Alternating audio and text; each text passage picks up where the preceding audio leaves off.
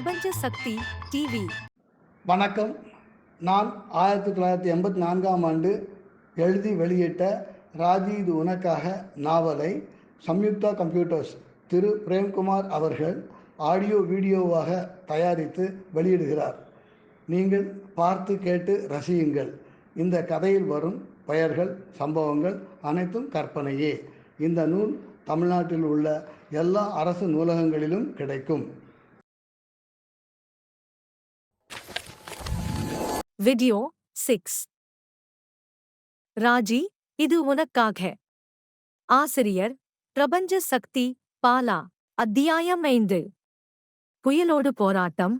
சந்திரன் மாணவர் சங்கத்திலும் கல்லூரி பத்திரிகை ஆசிரியர் என்ற முறையில் தனக்கு அளிக்கப்பட்ட உரிமைகளை பயன்படுத்துவதிலும் ஆரம்பத்தில் முதல்வருக்கு முக்கியத்துவம் கொடுத்தான். மாணவர்கள் அது சரியில்லை, இது சரியில்லை, வசதிகள் போதாது என்று குறை கூறிக்கொண்டு காலத்தை வீணாக்காமல் இருக்கின்ற வசதிகளை முழுமையாக பயன்படுத்துவது எப்படி என்று யோசித்து அந்த வழியில் முன்னேற்றத்தை தேடிக்கொள்ள வேண்டும் என்பது போன்ற எண்ணங்களை வளர்த்தான். கல்லூரி பத்திரிகையில் சமூகத்தின் நம்பிக்கைகளை பிரதிபலிக்கும் கட்டுரைகள், கதைகளை மட்டுமே தேர்ந்தெடுத்து வெளியிட்டான். சந்திரன் ஒவ்வொரு முறையும் கல்லூரி பத்திரிகையின் கையெழுத்து பிரதியை அச்சகத்திற்கு அனுப்புவதற்கு முன்னால் முதல்வரின் ஒப்புதலுக்காக அவரிடம் அனுப்பும் பழக்கத்தை வைத்திருந்தான். இது முதல்வருக்கு பெருமையாக இருந்தது. தனக்கு அனுப்பித்தான் ஆகா வேண்டும் என்று கட்டாயப்படுத்த அவருக்கு உரிமை கிடையாது என்பது சந்திரனுக்கு தெரியும்.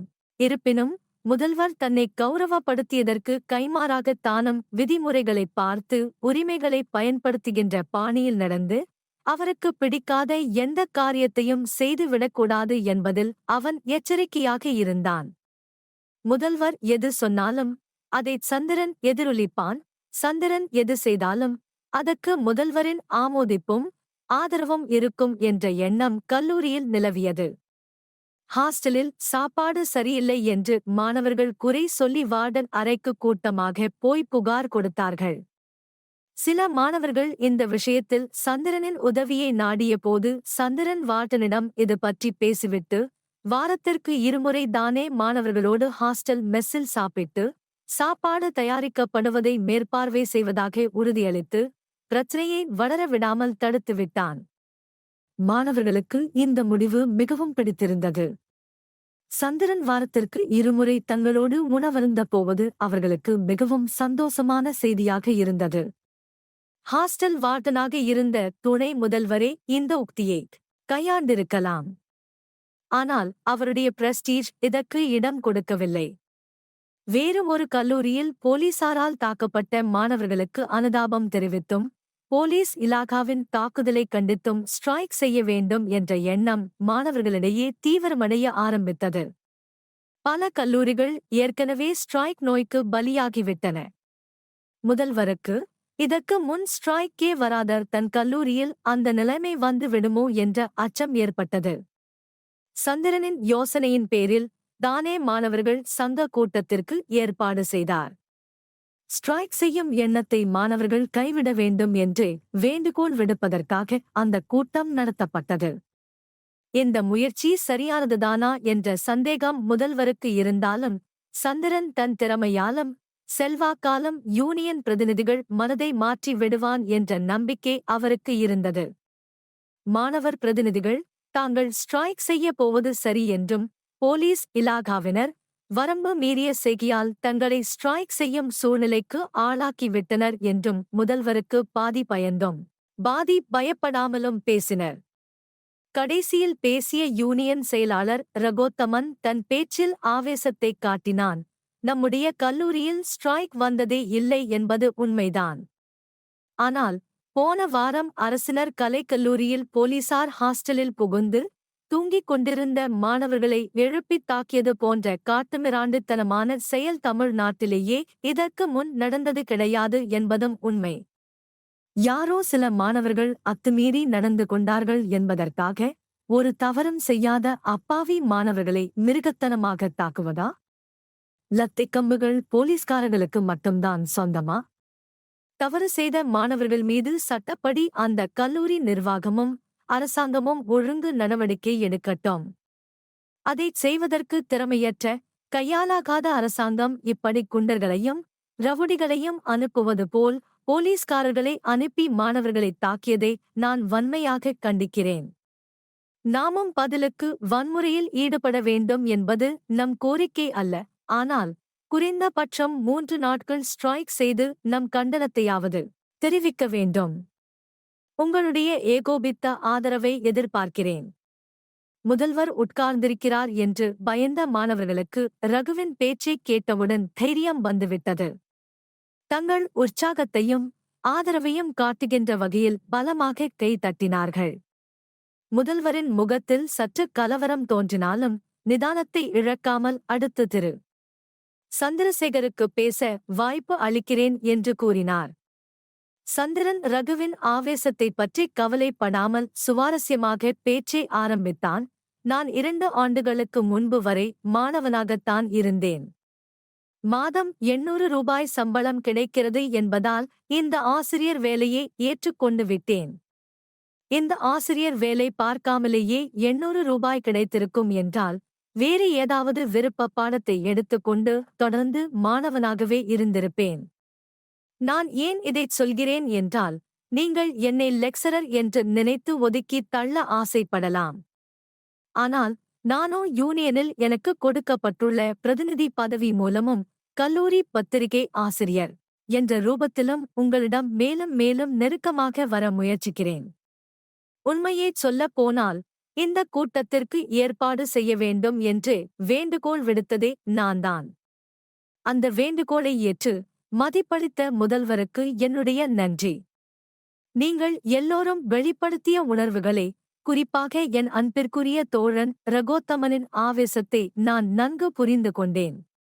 எந்த கல்லூரியைச் சேர்ந்தவர்களாக இருந்தாலும் மாணவர்கள் எல்லோரும் ஒரு சமுதாயம். அந்த ஒற்றுமை உணர்வு இருக்க வேண்டும்.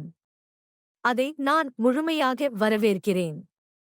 இந்த ஒற்றுமையைப் பற்றி வாயால் பேசினால் மட்டும் போதாது, செயலிலும் காட்ட வேண்டும். அறிவையும் ஆற்றலையும் ஒருவருக்கு ஒருவர் பகிர்ந்து கொள்வதன் மூலம் இந்த ஒற்றுமையை வளர்க்கலாம். மாற்றிச் சொன்னாலும் சரியாக இருக்கும். ஒற்றுமையின் மூலம் அறிவையும் ஆற்றலையும் வளர்க்கலாம். இதுபோலவே மாணவ சமுதாயத்தின் ஒரு பகுதிக்கு குறை ஏற்படுகின்ற போது அல்லது பாதிப்பு ஏற்படுகின்ற போது மீதி பகுதியினர் பாதிக்கப்பட்டவர்களுக்கு தங்களால் முடிந்த உதவியைச் செய்ய கடமைப்பட்டிருக்கிறார்கள். போன வாரம் அரசினர் கலை கல்லூரி விடுதியில் நடந்த சம்பவம் பற்றி நானும் பத்திரிகையில் படித்தேன். உங்களுக்கு இருக்கும் சுதந்திரம் எனக்கு இல்லை. ஏனென்றால் நான் கல்லூரியில் சம்பளம் வாங்கும் ஓர் ஊழியன். உங்களைப் போல் ஆவேசமாக எதுவும் பேச இயலாத நிலையில் இருக்கிறேன். ஆனால் நிச்சயமாக பயந்து ஒதுங்கி விடுவேன் என்று நினைக்காதீர்கள். உங்களுடைய பிரச்சனைகள் என்னுடைய பிரச்சனைகள். பத்திரிகை செய்தியின் அடிப்படையில் பேசுவதற்கு எனக்கும் உரிமை உண்டு. போன வாரம் அரசினர் கலை கல்லூரியில் போலீசார் தடியடி பிரயோகம் செய்ததற்கு கண்டனம் தெரிவித்தும் பாதிக்கப்பட்ட மாணவர்களுக்கு அனுதாபம் தெரிவித்தும் மாணவ சமுதாயத்தின் ஒற்றுமையை நிலைநாட்ட வேண்டும், வளர்க்க வேண்டும் என்று ரகோத்தமன் சொன்னதை நான் வெளிப்படையாகவும் முழு மனதோடும் ஆதரிக்கிறேன். அதை எப்படிச் செய்வது? வெகு நேரம் எடுத்துக் கொள்ளாமல் சுருக்கமாகச் சொல்கிறேன். மாணவர்கள் அனைவரும் கல்லூரி வேலை நேரம் முடிந்த பிறகு மாலையில் நம் பகுதியிலுள்ள காவல் நிலையத்திற்கோ அல்லது போலீஸ் கமிஷனர் அலுவலகத்திற்கோ ஊர்வலமாக போய் ஒரு கண்டன மகஜர் சமர்ப்பிக்கலாம். இது சம்பந்தமாக பேட்ஜ் அச்சடித்து கல்லூரி வேலை நேரத்தில் சட்டையில் அணிந்து கொண்டு வகுப்புகளுக்கு செல்லலாம். பொதுமக்கள் கவனத்திற்கு இந்த விஷயத்தை கொண்டு வருவதற்காக ஆங்கிலத்திலும் தமிழிலும் வெளியாகும் பத்திரிகைகளுக்கு கட்டுரை எழுதி அதை வெளியிடும்படி வேண்டுகோள் விடுக்கலாம். இதற்கு மேல் ஒரு படி போய் நீங்கள் விரும்பினால் ஒரு ஞாயிற்றுக்கிழமை யன்று போலீஸ் கமிஷனர் அலுவலகத்தின் முன்னால் அல்லது நம் கல்லூரியின் முன்னால் நம் மாணவர்கள் சார்பாக 5-6 பேர் கொண்ட ஒரு குழு உண்ணாவிரதம் இருக்கலாம். ஒருவேளை நீங்கள் ஆசைப்பட்டால் இந்த நடவடிக்கைகளில் நானும் பங்கெடுத்துக் கொள்கிறேன். இந்த முடிவு தனிப்பட்ட முறையில் என்னை கட்டுப்படுத்துமே தவிர கல்லூரி நிர்வாகத்தை எந்த விதத்திலும் கட்டுப்படுத்தாது. ஒரு முக்கியமான விஷயத்தைப் பற்றி நான் பேசவில்லை. ஆனால் கண்டிப்பாக பேச ஆசைப்படுகிறேன். ஸ்ட்ரைக் ஏன் செய்யக்கூடாது என்று நீங்கள் கேள்வி கேட்கலாம். அதற்கு அரசாங்க அமைச்சர்களோ அதிகாரிகளோ சமுதாயத்தின் உயர் மட்டத்தில் இருப்பவர்களோ பதில் சொல்லி உங்களுக்கு ஏராளமான அறிவுரை வழங்கலாம். ஆனால் நான் உங்களிடம் கேட்கின்ற கேள்வி, ஸ்ட்ரைக் செய்வதால் என்ன லாபம்? யோசித்துப் பாருங்கள். நீங்கள் கல்லூரிக்கு வந்து படிப்பது போலீஸ் இலாகாவுக்கோ அல்லது அரசாங்கத்திற்கோ செய்கின்ற சேவை அல்ல. நீங்கள் வகுப்புகளுக்கு செல்லாவிட்டால் நட்டம் உங்களுக்குத்தான். நீங்கள் வராவிட்டால் ஆசிரியர்களுக்கும் 3 நாள் லீவு. குஷியாக வீட்டுக்குப் போய் விடுவார்கள். இந்த மாதம் மின் கட்டணம் கொஞ்சம் குறையும். பேப்பரிலே நம்முடைய கல்லூரி மூடப்பட்டது என்று கொட்டை எழுத்தில் செய்தி வெளிவரும். நான் சொல்வதை வெளியே சொல்லி விடாதீர்கள். காவல்துறையோ அல்லது அரசாங்கமோ மூடப்பட்டது என்று செய்தி வந்தால் நமக்கு இப்போதைய சூழ்நிலையில் படிப்பதற்கு சந்தோஷமாக இருக்கும். நம்முடைய கல்லூரி மூடப்பட்டது என்று படிப்பது சந்தோஷமான விஷயமா? அதற்கு நாமே காரணம் என்று சொல்லிக் கொள்வதில் பெருமையா? இதற்கு மேல் நான் உங்களிடம் உரிமை எடுத்துக்கொள்ள விரும்பவில்லை. யோசித்து முடிவு செய்யுங்கள். என்றும் நான் உங்கள் பக்கம். சந்திரனின் நீண்ட உரையை கேட்டவுடன் மாணவர்கள் தலைகீழாக மாறிவிட்டார்கள். ஸ்ட்ரைக் செய்யும் எண்ணம் கைவிடப்பட்டது. ரகு உட்பட எல்லா மாணவர்களும் சந்திரனைச் சுற்றி நின்று அவன் கூறிய யோசனையை எப்படிச் செயல்படுத்தலாம் என்று கேள்வி கேட்டு மொய்த்தார்கள். முதல்வர் அந்த அறையில் இருந்து நைசாக நழுவிவிட்டார். சந்திரனுடைய முயற்சியால் தீவிரமாக திட்டமிடப்பட்ட ஸ்ட்ரைக் நடவடிக்கை கைவிடப்பட்டது என்ற செய்தி கல்லூரி முழுவதும் பரவியது. இந்த மனிதனுக்குள் இப்படி ஒரு சக்தி ஒளிந்து கிடக்கிறதா என்று ஆச்சரியத்துடன் ஆசிரியர்களும் மாணவர்களும் பார்க்க ஆரம்பித்தனர். இதற்கு முன் சந்திரன் மேல் பொறாமை கொண்டு வெறுத்தவர்களும் அவனுடைய திறமையை ஏற்றுக்கொண்டு விட்டார்கள். பேட்ஜ் அணிவது, போலீஸ் கமிஷனர் அலுவலகத்திற்கு ஊர்வலமாகச் செல்வது, பத்திரிகைகளுக்கு கட்டுரை எழுதி அனுப்புவது போன்ற சந்திரன் சொன்ன முறைகளே கையாளப்பட்டன. சந்திரன் மற்றவர்களின் பாராட்டுகளைக் கேட்டு மயங்காவிட்டாலும் அவர்கள் கூறியதை புன்னகையுடன் மதிப்பு கொடுத்து கேட்டான். நாகேஷ் அவனைத் தேடி லாட்ஜுக்கு வந்து பாராட்டிய விதத்தை நினைத்து நினைத்து மனதிற்குள் சந்தோஷப்பட்டான். டேய் சந்திரா, இப்போது நம் கல்லூரி ஆசிரியர்கள் மாணவர்கள் எல்லோர் மத்தியிலும் நீ நல்ல பெயர் வாங்கிவிட்டாய். மாணவிகளைப் பார்த்தால் கூட அவர்கள் உன்மீது காட்டும் ஆர்வம் நன்றாகவே தெரிகிறது. இந்த முதலமைச்சர் பிரதம மந்திரி மாதிரி கல்லூரி முதல்வர் பதவிக்கும் போட்டி வைத்தால் நீதான் ஜெயிப்பாய். இப்போது இருக்கின்ற முதல்வர் புத்திசாலி. உன்னை எதிர்த்து போட்டி போட மாட்டார். அப்படியே போட்டியிட்டாலும் டெபாசிட் போய்விடும். சந்திரனுக்கு கிடைத்த புதிய செல்வாக்கு புதிய தன்னம்பிக்கையை கொடுத்தது. அந்த தன்னம்பிக்கை அவனுடைய செயல்களிலும் திட்டங்களிலும் சில முக்கியமான மாற்றங்களை கொண்டு வந்தது. இனி கல்லூரி முதல்வருக்கு வலது கையாக அவன் இருக்க விரும்பவில்லை. அவனுடைய தனிப்பட்ட திறமைக்காகவே மதிப்பும் கௌரவமும் வந்துவிட்டதை அவன் உணர்ந்தான். இதற்குப் பிறகும் முதல்வரின் நிழலில் நின்று கொண்டு அவருடைய செல்வாக்கை பயன்படுத்தி மற்றவர்களின் கவனத்தை கவர வேண்டிய அவசியம் தனக்கு இல்லை என்று சந்திரன் நினைத்தான். அடிக்கடி முதல்வரைச் சந்தித்து கல்லூரி நிர்வாகத்தைப் பற்றி ஆலோசிப்பதையும் தன் யோசனைகளை தெரிவிப்பதையும் சந்திரன் நிறுத்திவிட்டான். தேவைப்பட்டால் அவரே என்னை கூப்பிட்டு யோசனை கேட்கட்டுமே என்ற எண்ணம் ஏற்பட்டது. தான் தொடர்ந்து வளர்வதற்கு முதல்வர் உடனடியாகச் செய்ய கூடிய உதவி எதுவும் இல்லை என்ற உண்மையும் சந்திரனின் அலட்சியத்திற்கு காரணமாக அமைந்தது. இனியும் முதல்வரின் சிபாரிசை வைத்து அவன் வளர விரும்பவில்லை. தனக்கு பதிலாக அல்லது தன்னை ஒதுக்கி வைத்துவிட்டு வேறு யாருக்காவது முதல்வர் முக்கியத்துவம் கொடுத்தால் முதல்வரையே மணக்குகின்ற பலம் தன்னிடம் இருக்கிறது என்று நினைக்கின்ற அளவுக்கு சந்திரனின் மனதில் ஆணவம் ஏற்பட்டது. சந்திரன் கல்லூரிக்கும் மாணவர்களுக்கும் நேரடியாக சம்பந்தமில்லாத சில விஷயங்களைப் பற்றிய தன் கருத்துக்களை பரப்புவதற்கு மாணவர்கள் மத்தியில் தனக்கு கிடைத்த புதிய செல்வாக்கை பயன்படுத்த விரும்பினான். கல்லூரி அதன் பிரச்சனைகள் என்ற சிறிய வட்டத்திற்குள்ளேயே இன்னமும் சுற்றிக் கொண்டிருப்பது சந்திரனுக்கு பிடிக்கவில்லை. கல்லூரிக்கு வெளியில் உள்ள உலகத்தைப் பற்றியும் மனித வாழ்க்கையைப் பற்றியும் தனக்கு இருந்த வித்தியாசமான கருத்துக்களை மாணவர்களிடையே பரப்பி அவற்றிற்கு ஆதரவு தேட அவன் விரும்பினான். சந்திரன் மாணவர் யூனியன் செயலாளர் ரகோத்தமனை அழைத்து மிகவும் சாவகாசமாக பேச்சைத் தொடங்கினான். ரகு, யூனியன் என்பது மாணவர்களின் பிரச்சினைகளைத் தீர்ப்பதற்கு பயன்படும் கருவியாக மட்டும் இருக்கக்கூடாது. கல்லூரிக்கு அப்பாற்பட்ட வெளி உலகத்தில் உள்ள விஷயங்களைப் பற்றி கருத்துக்களை பரிமாறி முழுமையான வாழ்க்கைக்குத் தேவையான தெளிவான எண்ணங்களை மாணவர்கள் மத்தியில் வளர்க்க வேண்டும். இதனால் உடனடியாக நமக்கு என்ன பலன் கிடைக்கும் என்று யோசித்துப் பார்த்தால் இது தேவையற்ற காரியமாகத் தோன்றலாம். ஆனால் நாம் ஆரம்பித்து வைக்கும் காரியம் பல மாணவர்களுக்கு சுயமாகச் சிந்திக்கும் ஆற்றலையும் தங்கள் கருத்துக்களை மற்றவர்களிடம் ஏற்றுக்கொள்கின்ற வகையில் பக்குவமாகச் சொல்கின்ற திறமையையும் வளர்க்கும்.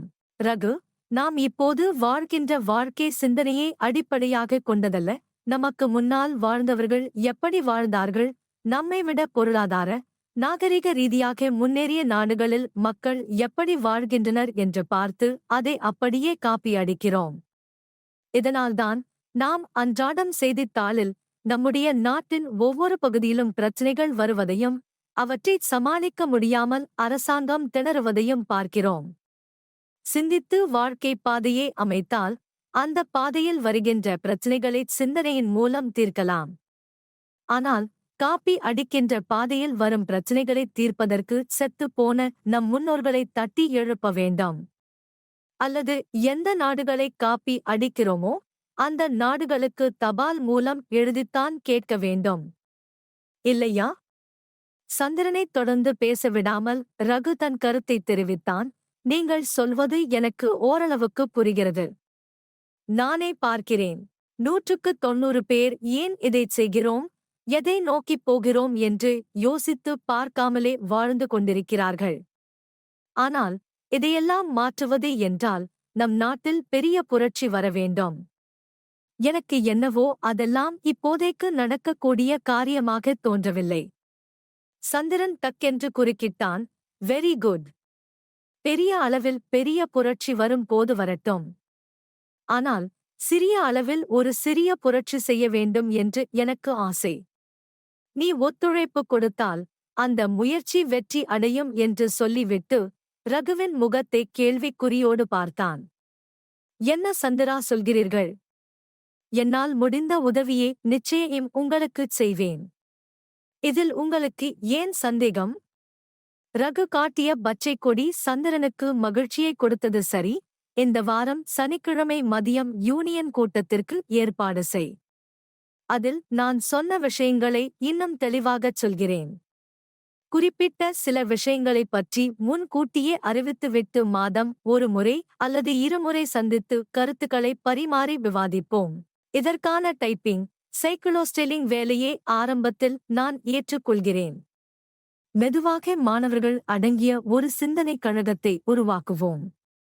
அது சிறப்பாகச் செயல்பட்டால் நான் உனக்கு நன்றிக்கடன் பட்டிருப்பேன். சந்திரன் தன்னுடைய திட்டத்தை விளக்கித்தான் எதிர்பார்த்த உதவி என்ன என்பதையும் தெரிவித்தான். இது என்ன சந்திரா பிரமாதம்? நிச்சயமாக கூட்டத்திற்கு ஏற்பாடு செய்கிறேன். பிரின்சிபால் ரகு இழுத்தான். முதல்வருக்கு இது பற்றி ஒன்றும் சொல்ல வேண்டாம். கூப்பிட்டாலும் அந்த ஆள் வர மாட்டார் என்று சந்திரன் சொன்னது ரகுவுக்கு சந்தோஷமாக இருந்தது. மாணவர்கள் யூனியனில் பிரின்சிபால் ஆக்கிரமிப்பது ரகுவுக்கு ஆரம்பத்தில் இருந்தே பிடிக்கவில்லை. சனிக்கிழமை திட்டமிட்டபடி கூட்டம் நடைபெற்றது. ரகு சுருக்கமாக பேசிவிட்டு சந்திரனை பேசுமாறு கேட்டுக்கொண்டான். சந்திரன் சைக்ளோஸ்டைல் செய்த பேப்பர்களை எல்லோருக்கும் கொடுத்து விட்டு கூட்டம் கூட்டியதன் நோக்கத்தை விளக்கிச் சொன்னான். 15 நாட்கள் கழித்து மீண்டும் கூட்டம் இருக்கும் என்று சொல்லிவிட்டு உறுப்பினர்கள் அவர்களுக்கு கொடுக்கப்பட்டுள்ள பேப்பரில் இருக்கும் விஷயத்தைப் பற்றிய தங்கள் கருத்துக்களை எழுதி கொண்டு வந்து படிக்கலாம் அல்லது வாய்மொழியாக கூறலாம் என்று கேட்டுக்கொண்டான். கூடியிருந்த மாணவர்களுக்கு சந்திரனின் இந்த திடீர் நடவடிக்கையும் முதல்வர் இல்லாமல் ஏற்பாடு செய்த கூட்டமும் மத உணர்வு மதம் பிடித்து ஆடுகிறது என்ற தலைப்பில் கல்லூரிக்கு சம்பந்தமில்லாத பஞ்சாப் மாநிலத்தில் உள்ள சீக்கியர்கள் பிரச்சினை பற்றி பேப்பரில் அவன் எழுதியிருந்ததும் ஆச்சரியத்தை கொடுத்தது. இருப்பினும் சந்திரன் செய்யக்கூடிய எந்த காரியத்தையும் அலட்சியப்படுத்த முடியாத அளவிற்கு அவனுக்கு மாணவர்கள் மத்தியில் மதிப்பு இருந்தது. திங்கட்கிழமை செய்தி முதல்வரின் காதுக்கு எட்டியது. தன்னிடம் அனுமதி கேட்காமல், தன்னிடம் அதைப் பற்றி ஒரு வார்த்தை கூட கூறாமல் சந்திரன் மாணவர் யூனியன் கூட்டத்திற்கு ஏற்பாடு செய்ததும், அந்த கூட்டத்தில் கல்லூரிக்கும் மாணவர்களுக்கும் எந்த விதத்திலும் பயன்படாத ஓர் அரசியல் விவகாரத்தை பற்றி விவாதித்ததும் முதல்வருக்கு சற்று அதிர்ச்சியை கொடுத்தது. சந்திரன் மாணவர்களுக்கு கொடுத்த பேப்பரை துணை முதல்வரே கொண்டு வந்து முதல்வரிடம் காட்டினார். தன்னுடைய அதிர்ச்சியை அவசரப்பட்டு வெளிப்படுத்த விரும்பாவிட்டாலும் அதைப் பற்றி சந்திரனிடம் விசாரிப்பது அவசியம் என்று முதல்வர் முடிவு செய்தார். முதல்வர் மாலையில் சந்திரனை தன் அறைக்கு அழைத்து, சந்திரன், நீங்கள் ஏற்பாடு செய்திருந்த மாணவர் யூனியன் கூட்டத்தை பற்றியும் கூட்டத்தில் விவாதித்த விஷயத்தை பற்றியும் கேள்விப்பட்டேன் என்று உரையாடலை துவக்கினார். முதல்வர் இப்படி கூப்பிட்டு தன்னிடம் விளக்கம் கேட்கலாம் என்று எதிர்பார்த்ததால் அவரை சந்திப்பதற்கு சந்திரன் தன்னை ஏற்கனவே தயாராக்கிக் கொண்டான். உங்களுடைய கருத்துக்களை நான் தவறு என்று சொல்லவில்லை. ஆனால் இது போன்ற விஷயங்களை மாணவர்களோடு விவாதிப்பதால் அவர்களுடைய கவனம் படிப்பில் இருந்து திசை திரும்பிவிடும் என்று துணை முதல்வர் உட்பட பலர் பயப்படுகிறார்கள். எனவே இது போன்று நீங்களாக கூட்டத்திற்கு ஏற்பாடு செய்வதையும் கல்லூரிக்கு அப்பாற்பட்ட அரசியல் விவகாரங்களைப் பற்றி அந்த கூட்டத்தில் விவாதிப்பதையும் இனிமேல் தயவு செய்து நிறுத்திவிடுங்கள். இதை என்னுடைய பர்சனல் ரிக்வெஸ்ட் ஆகஸ்ட் எடுத்துக் கொள்ளுங்கள். கல்லூரி முதல்வர் எதிர்பார்த்தது போல் சந்திரன் தான் செய்த காரியத்திற்கு வருத்தம் தெரிவிக்கவில்லை. இனி அப்படிச் செய்ய மாட்டேன் என்று உறுதிமொழியும் கொடுக்கவில்லை. மாறாகத்தான் செய்தது சரி என்று வாதிட ஆரம்பித்து விட்டான். யூனியன் செயலாளர் என்ற முறையில் ரகோத்தமன் கூட்டத்திற்கு ஏற்பாடு செய்திருந்தார். எனவே அது நான் ஏற்பாடு செய்த கூட்டம் என்று நீங்கள் சொல்வது தவறு. அந்த கூட்டத்தில் மாணவர்களுக்கும் கல்லூரிக்கும் சம்பந்தமில்லாத விஷயத்தைப் பற்றி நான் பேசியதாகச் சொன்னீர்கள். மணிக்கணக்கில் சினிமாவைப் பற்றி அரட்டை அடித்து நேரத்தை வீணாக்கும் மாணவர்களை தேசத்தையே பாதித்திருக்கும் இந்த விஷயத்தைப் பற்றி சிந்திக்க வைப்பதில் தவறு இல்லை என்பது என் கருத்து. முதல்வருக்கு முதல் முறையாக தனக்கு வலது கரமாக இருந்த தன்னால் பிரசித்தி பெற்ற சந்திரன் தனக்கே சவால் விடுவது போல் இருந்தது. அதிகார தோரணையோடு கண்களில் கோபத்தைக் காட்டி நிமிர்ந்து உட்கார்ந்து கொண்டு பேசினார். மிஸ்டர் சந்திரசேகர், கல்லூரி முதல்வர் என்ற முறையில் ஆணையிடுகிறேன். இனி என்னுடைய அனுமதி இல்லாமல் மாணவர்கள் யூனியன் கூட்டத்தில் நீங்கள் கலந்து கொள்ளக்கூடாது என்பது என் உத்தரவு. அந்த உத்தரவுக்கு பணியப் போகிறீர்களா, இல்லையா? சந்திரன் நிதானத்தை இழக்காமல் அமைதியாக பதில் சொன்னான். எந்த உத்தரவையும் நியாயமானதா நியாயமற்றதா என்று பார்த்துவிட்டு அதை நிறைவேற்றுவதுதான் என் பழக்கம். முதல்வர் கோபத்தை அடக்க முடியாமல் புருவங்கள் துடிக்க கத்தினார். மிஸ்டர் சந்திரசேகர், நீங்கள் என் அனுமதி இல்லாமல் யூனியன் கூட்டத்தில் பங்கெடுத்துக் கொண்டது தவறு என்று ஒத்துக்கொள்ளப் போகிறீர்களா, இல்லையா? சந்திரனின் நிலையில் எந்த மாற்றமும் ஏற்படவில்லை. நான் செய்ததில் எந்த தவறும் இல்லை. யூனியனில் நான் ஓர் உறுப்பினன். உங்களுடைய காரியதரிசியாக நான் யூனியனில் அங்கம் வகிக்கவில்லை. இதற்கு மேல் மிரட்டினால் சந்திரன் தன்னை மேலும் அலட்சியப்படுத்தி பேசுவான் என்று புரிந்து கொண்டு முதல்வர் விசாரணையை முடித்துவிட்டார். Okay, you can go. Chandran கொஞ்சமும் பய உணர்வில்லாமல் தேங்க்யூ என்று சொல்லிவிட்டு முதல்வர் அறையில் இருந்து வெளியே வந்தான். மறுநாள் மாலையில் முதல்வர் அவசரமாக எல்லா இலாகா பேராசிரியர்களையும் அழைத்து சந்திரன் விவகாரத்தை விளக்கிச் சொல்லிவிட்டு சந்திரனை யூனியன் பிரதிநிதி பதவியில் இருந்து விலக்கப் போவதாகவும் சொன்னார்.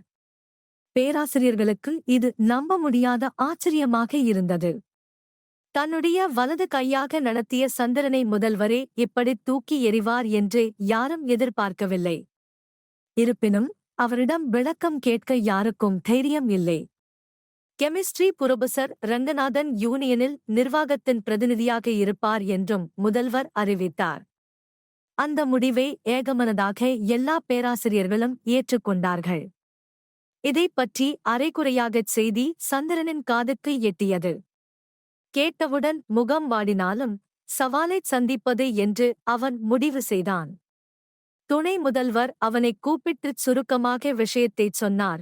மிஸ்டர் சந்திரசேகர், நேற்று பேராசிரியர்கள் கூட்டம் நடைபெற்றது. அதில் கல்லூரி நிர்வாகத்தைப் பற்றியும் விவாதிக்கப்பட்டது. நீங்கள் கல்லூரி பத்திரிகை ஆசிரியர் பொறுப்பை வகிப்பதால் மாணவர்கள் யூனியன் பிரதிநிதி பதவியில் இருந்து உங்களை நீக்கிவிட்டு கெமிஸ்ட்ரி புரொபசரை அந்த இடத்தில் நியமிப்பது என்று ஏகமனதாக முடிவு செய்யப்பட்டது. எனவே நீங்கள் மாணவர்கள் யூனியன் நடவடிக்கைகள் எதிலும் இனி ஈடுபட வேண்டாம். இதை முதல்வர் உங்களிடம் தெரிவிக்குமாறு கூறினார். சந்திரன் எதை பற்றியும் அவரிடம் விவாதம் செய்யாமல், இந்த விஷயத்தை எனக்கு தெரியப்படுத்தியதற்கு நன்றி என்று சொல்லிவிட்டு நிறுத்திக் கொண்டான். செய்தி கல்லூரி முழுவதும் பரவி பரபரப்பை ஏற்படுத்தியது.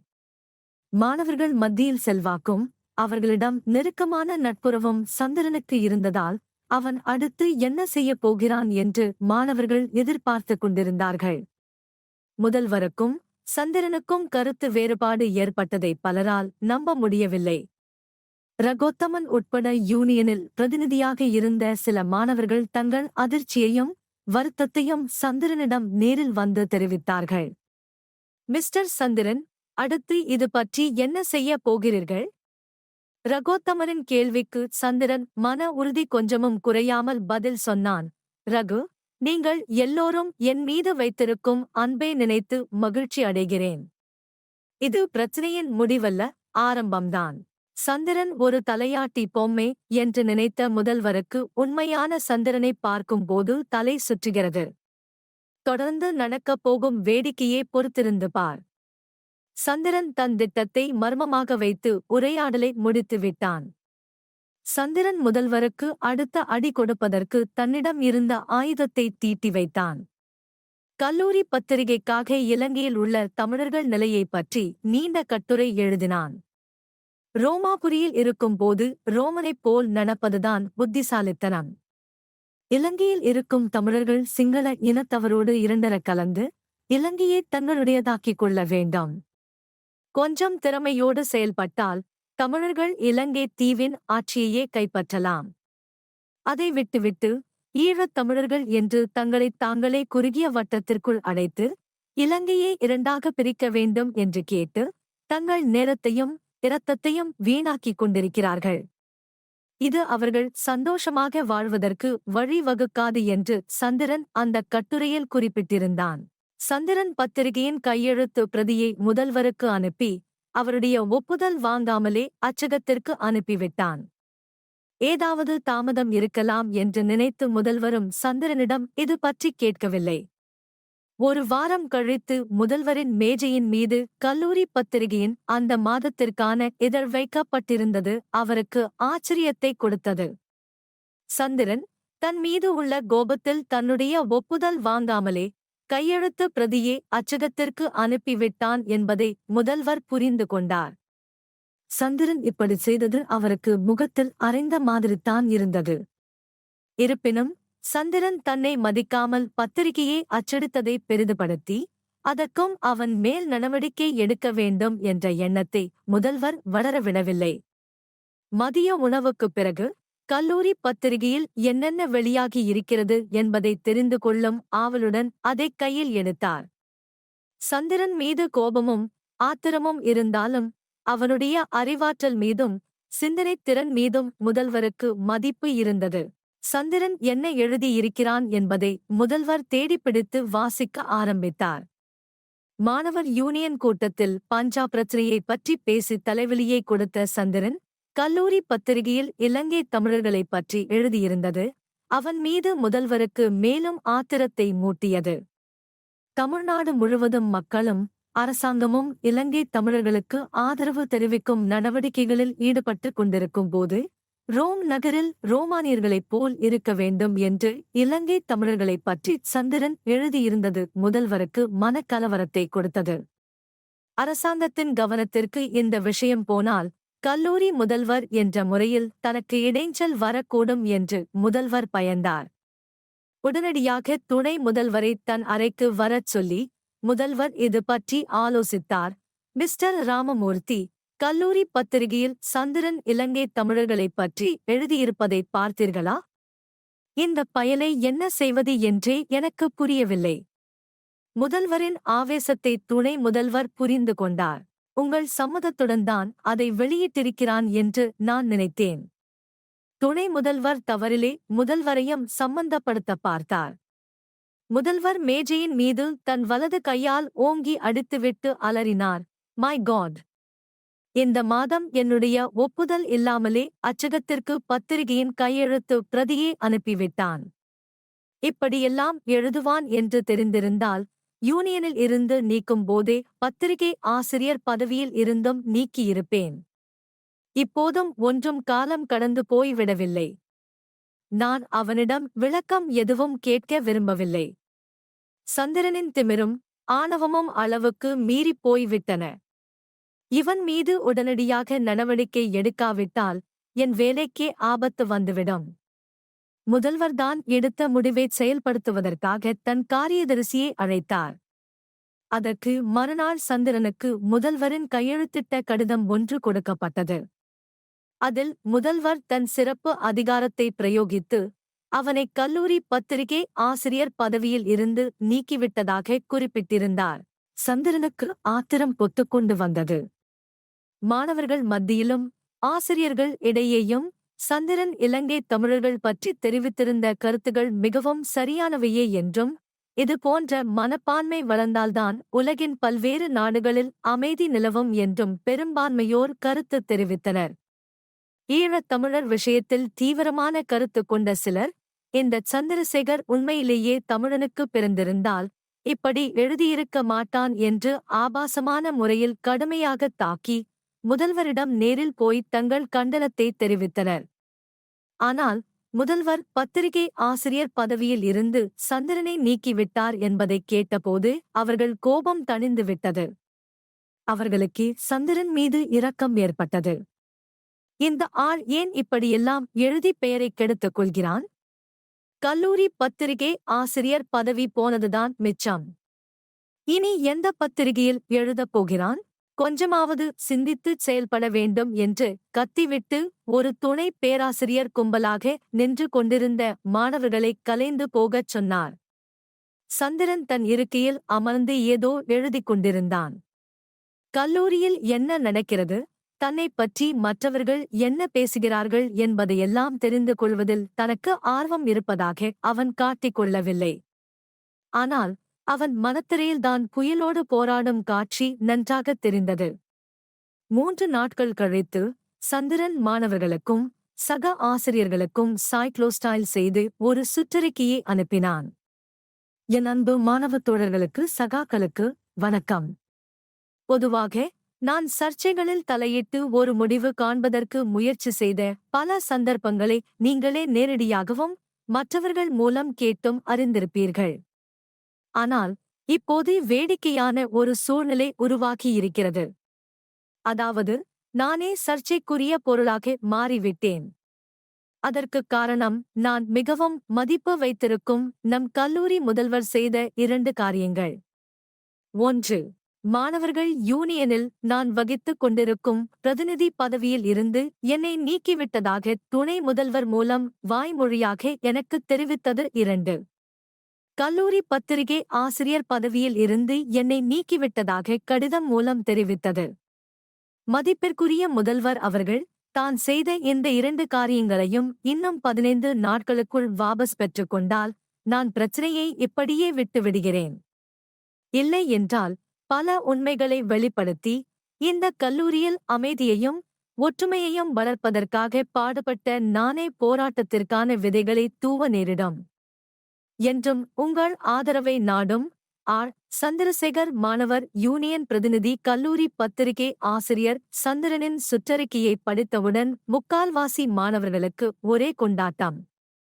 பிரின்சிபாலுக்கும் சந்திரனுக்கும் மோதல் வந்தால் இன்ட்ரெஸ்டிங் ஆகஸ்ட் இருக்கும். மாணவிகள் மனதில் திகில் பரவியது. சந்திரனுக்கு மாணவர்கள் மத்தியில் செல்வாக்கு இருந்ததால் அவன் எழுதியிருந்தது போல் கல்லூரிக்கு உள்ளேயே போராட்டம் வந்தாலும் ஆச்சரியப்படுவதற்கில்லை. அதே சமயம் முதல்வர்தான் எடுத்த முடிவில் உறுதியாக இருப்பார் என்பதும் எல்லோருக்கும் தெரிந்த விஷயம். ஆசிரியர்கள் மத்தியில் இந்த நிலைமை வேதனையை கொடுத்தது. இதற்கு காரணம் சந்திரனா அல்லது முதல்வரா என்று அவர்களால் முடிவு செய்ய முடியவில்லை. சந்திரனுக்கு அளவுக்கு மீறி முக்கியத்துவம் கொடுத்து அவனை இவ்வளவு தூரம் பிரபலமாக்கியவர் முதல்வர்தான். எல்லாம் செய்துவிட்டு அவரே இப்போது அவனை தாக்குவது அவர்களுக்கு குழப்பத்தை கொடுத்தது. ராஜேஸ்வரி மெல்லிய குரலில் புரொபசர் ருக்மணியிடம் குனிந்து கொண்டு பேசியது சந்திரனின் காதில் தெளிவாகக் கேட்டது. எதுக்கு மேடம், அவரை இப்படி யூனியனில் இருந்தும் பத்திரிகையில் இருந்தும் விலக்கி இருக்கிறார்கள்? ருக்மணி சீரியஸாக ஏதோ எழுதிக் கொண்டிருந்த சந்திரனை பார்த்து கொண்டே பதில் சொன்னார். யூனியன் மீட்டிங்கில் பஞ்சாப் நிலவரம் பற்றி பேசினாராம். பத்திரிகையில் இலங்கை தமிழர்களைப் பற்றி எழுதினாராம். அதற்காக. ருக்மணி அரைகுறையாகச் சொன்ன பதில் ராஜிக்கு திருப்தி அளிக்கவில்லை. சரி, அதில் என்ன தவறு? ருக்மணி டக்கென்று பேச்சை முடித்தாள். முதல்வருக்கு பிடிக்கவில்லை. ஒழுங்கு நடவடிக்கை. ராஜி தன் மீது அனுதாபப்பட்டதற்காக சந்திரன் சந்தோஷப்படவில்லை. கையாலாகாத ஜென்மம். இதற்கு முன்பும் நமக்கு பயன்பட்டதில்லை. இனியும் வாழ்க்கையில் நமக்கு பயன்படப் போவதில்லை. இவள் அனுதாபம் நாக்கு வழிப்பதற்கா என்று நினைத்துக் கொண்டே தன் கவனத்தை எழுதுகின்ற பேப்பரில் செலுத்தினான். நன்றி. மீண்டும் அடுத்த வெள்ளிக்கிழமை இரவு 8 மணிக்கு சந்திப்போம்.